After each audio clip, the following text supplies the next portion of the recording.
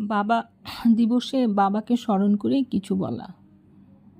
আসলে বাবা বলতেই সেই স্কুল কলেজ এই সময়গুলো খুব বেশি চলে আসে। আমি ক্লাস 7-এর দ্বিতীয় সাময়িক পরীক্ষার একটি দিনের কথা বলি। বাংলা দ্বিতীয় পত্র পরীক্ষা দিয়ে আসি। আমি বাংলা দ্বিতীয় পত্রের পরীক্ষাগুলোতে করতাম কি, প্রথমেই রচনা লিখতাম। রচনা লেখার পর সারাংশ, ভাব সম্প্রসারণ, তারপরে এক কথায় প্রকাশ, বহুবচন, একবচন, তারপরে লিঙ্গান্তর, বাগধারা, এই যে এগুলো দিয়ে খাতা জমা দিয়ে চলে আসতাম। তো সেদিন আব্বা আমার প্রশ্নপত্র হাতে নিয়ে জিজ্ঞাসা করলো, পরীক্ষায় সব লিখছো? জি আব্বা, লিখছি। ভাষা কাকে বলে, কত প্রকার, এটা উত্তর দিচ্ছ? না আব্বা, ওটা প্রয়োজন হয়নি। বাক্য কাকে বলে, কত প্রকার, এটা না আব্বা, এদিকে আসতেই হয়নি আমাকে। তাহলে কি লিখছো তুমি?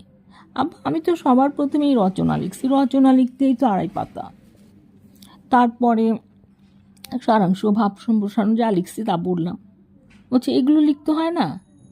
ব্যাকরণের 2-1টা প্রশ্নের উত্তর টাচ করতে হয় না? আব্বা আমার তো 4টা-5টা কি যেন চাচ্ছিল, উত্তর আমি দিয়ে দিছি।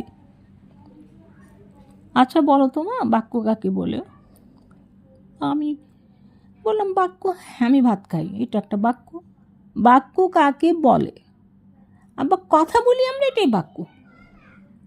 তুমি বাংলা দ্বিতীয় পত্রের বইটা নিয়ে বাক্য কাকে বলে পড়ো, পড়ে আমাকে পড়াটা দিবা।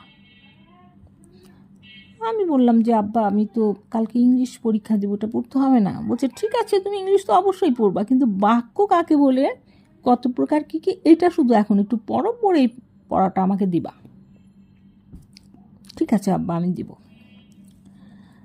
তারপরে সন্ধ্যার পরে আব্বা আমাকে নিয়ে বসলো, বলে তোমাকে যে আমি পড়তে বলছিলাম বাক্য কাকে বলে, কত প্রকার কী কী, পড়ছো এটা? আব্বা হ্যাঁ পড়বো, এক্ষুনি পড়বো। তাহলে পড়ো, এক্ষুনি পড়ো। সেই যে বাক্য কাকে বলে, কত প্রকার আর কি কি, সেই যে পড়লাম আর শিখলাম। জটিল বাক্য, সরল বাক্য, যৌগিক বাক্য। যৌগিক বাক্যে এসে উদয়াস্ত পরিশ্রম করিব, তথাপি অন্য এরা দ্বারস্থ হইব না। এই যে পড়িলাম আর শিখিলাম, তাহা মনে গাঁথিয়া গেল। ওই শিক্ষা লইয়া আজও চলিতেছি, আমি আজও চলিতেছি।